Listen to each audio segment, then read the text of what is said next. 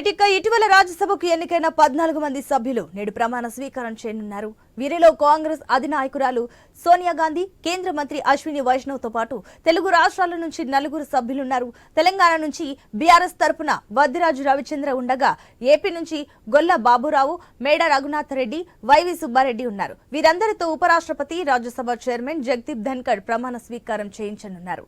దాదాపు 40 ఏళ్ల తర్వాత తొలిసారి ఎగువ సభలో టీడీపీ ప్రాతినిధ్యం కోల్పోయింది. దీంతో పెద్ద సభలో ఏపీకి ఉన్న 11 సీట్లు అధికార వైసీపీ ఖాతాలోకి వెళ్లాయి.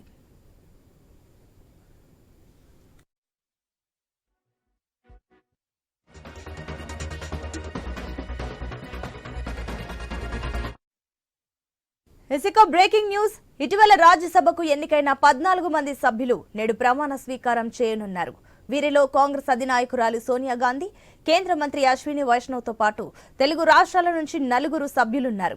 తెలంగాణ నుంచి బీఆర్ఎస్ తరపున వద్దిరాజు రవిచంద్ర ఉండగా ఏపీ నుంచి గొల్ల బాబురావు, మేడ రఘునాథ్ రెడ్డి, వైవి సుబ్బారెడ్డి ఉన్నారు. వీరందరితో ఉపరాష్ట్రపతి, రాజ్యసభ చైర్మన్ జగదీప్ ధన్కడ్ ప్రమాణ స్వీకారం చేయించనున్నారు.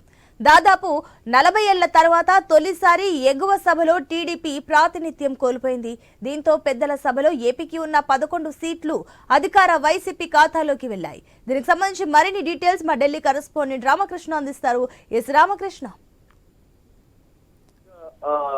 రాజ్యసభలో ఈ రోజు 12 మంది సభ్యులు ప్రమాణ స్వీకారం చేయబోతున్నారు. సోనియా గాంధీ తొలిసారిగా రాజ్యసభకు ఎంపిక రాజ్యసభలో ప్రమాణ స్వీకారం చేస్తున్నారు. ఆమె ఇప్పటివరకు కూడా చూసుకున్నట్టుగా అయితే ఆమె లోక్సభ సభ్యురాలుగానే కొనసాగారు.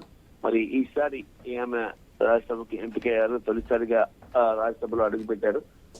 అయితే ఇక్కడ మొత్తం టోటల్ గా 12 మందిలో సోనియా గాంధీ, అలాగే ఇక ఆంధ్రప్రదేశ్ నుంచి చూసుకున్నట్టుగా అయితే మాత్రం ఇప్పటిదాకా టీడీపీ సభ్యులు ఉండేవాళ్ళు. టీడీపీకి ప్రస్తుతానికి ఉన్నటువంటి కనకమేడల రవీంద్రబాబు పదవీ కాలం ముగియడంతో ఇక టీడీపీ సభ్యులు ఎవరు రాజ్యసభలో లేరు.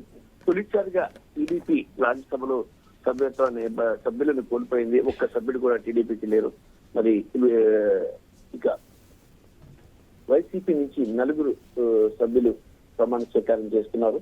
అలాగే టీఆర్ఎస్ నుంచి వద్దిరాజు రవిచంద్ర కూడా ప్రమాణ స్వీకారం చేస్తున్నారు.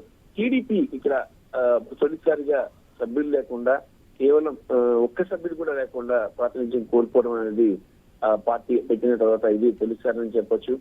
గతంలో సభ్యులు చాలా మంది ఎక్కువ ఉండేవారు. ఈసారి అయితే వాళ్ళకున్న సీట్ల నేపథ్యంలో, తక్కువ సీట్లు వచ్చిన నేపథ్యంలో సభ్యులు లేకుండా పోయారు.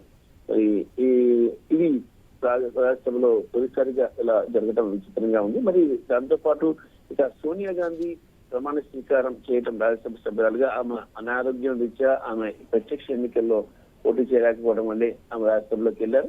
అది ఆమె కూడా తొలిసారిగా రాజ్యసభలోనే అడుగు పెడుతున్నారు. ఇటువైపు రాహుల్ గాంధీ, అలాగే ప్రియాంక గాంధీ ఈసారి ప్రత్యక్ష ఎన్నికల్లో పోటీ చేసి లోక్సభలో ఇద్దరు ఉండబోతున్నారు. రాజ్యసభలో సోనియా గాంధీ ఉంటున్నారు.